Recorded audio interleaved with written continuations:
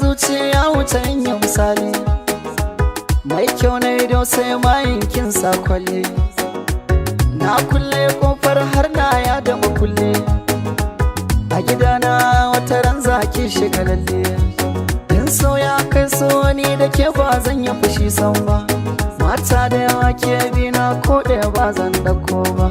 Daga ke na kulle kofa ta ba zan can karya ba.